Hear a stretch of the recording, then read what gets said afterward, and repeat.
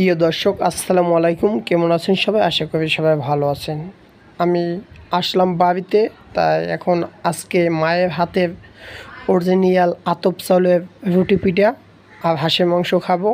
তাই হাঁসও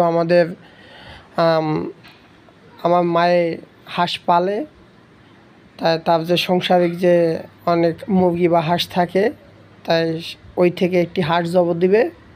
আর এই রুটি পিঠা আমাদের এই যে রুটি পিঠার যে চাউলগুলো, এগুলো আমাদের খেতের। তাই অরিজিনাল রুটি পিঠা আর হাঁসের মাংস আজকে খাবো মজা করে।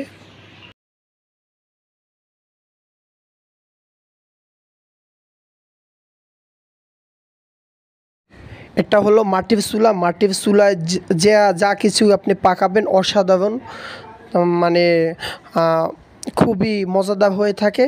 এই যে মাটির চুলা রুটি পিঠা দেখেন কিভাবে ফোলে, একদম ভরা পিঠার মতন ফুলে ফুলে উঠে রুটি পিঠাগুলো। আপনারা দেখতে থাকুন।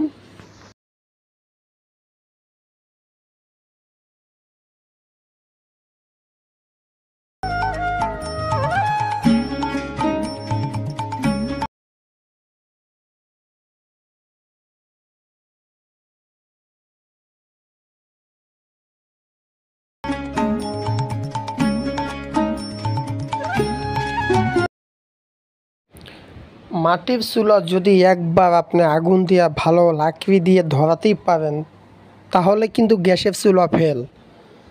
কারণ গ্যাসের চুলা তো যতটুকু আপনি পাওয়ার দেবেন ততটুকুই জ্বলবে, আর মাটির চুলা যদি হিট হয়ে যায় তারপর আপনি বন্ধ করলে তারপর আপনার এক ভাগ তরকারি রান্না যাবে।